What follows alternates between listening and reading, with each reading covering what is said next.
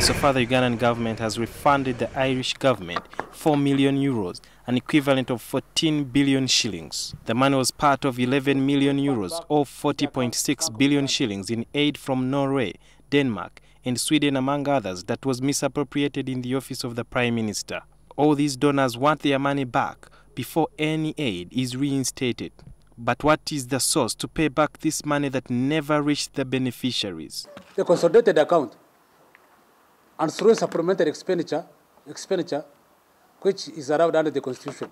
Total aid cuts from the World Bank, the EU, and the UK now amount up to $263 million, an equivalent of 707 billion shillings. I asked Muhakanizi whether it was logical to pay colossal sums of money to the donors before recovering any penny from officials suspected of misappropriation. The agreement between us and donors, it's a separate question, is that if any money of our money is misappropriated, government of Uganda will refund. Whether government of Uganda will recover the money or not, that's a different matter. However, to avoid future mistakes that lead to the loss of taxpayers' money, it was agreed that the Auditor General does a forensic audit in other ministries, which include the Ministry of Energy, Roads and Works, Education, Health, Agriculture, Water, and the Ministry of Finance. With a view where it is necessary, take prostitution. An audit in the office of the Prime Minister found a pattern of the transfer of money in two dormant accounts, and it is alleged that billions of shillings have been lost in that manner. But much of them have already been closed. I also want to say that any dormant account, any account that will be dormant for more than 6 months will be closed.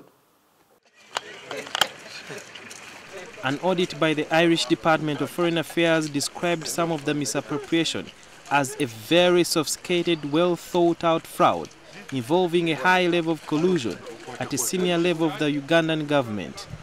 Critics blame the overstay of accounting officers in the same ministries for breeding the culture, citing the Ministry of Public Service, while the interdicted accounting officer is alleged to have been in the same ministry for 15 years.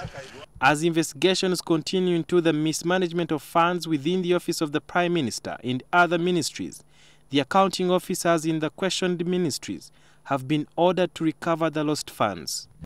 Because even if you have not yet misappropriated, but you have not accounted for the money, time is out for you.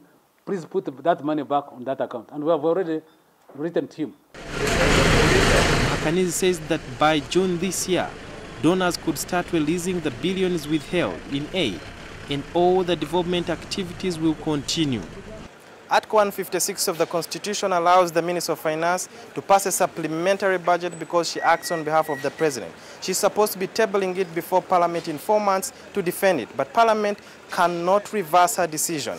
38 billion shillings is likely to end in the dockets of the donors as a result of the ongoing investigations of corruption in various ministries here in Uganda. Now, critics are saying that as a result of the fact that her decision cannot be reversed by Parliament, the only way government can recover the lost resources to corruption will be determined by the court. Sudil Biarhanga, NTV at the Ministry of Finance.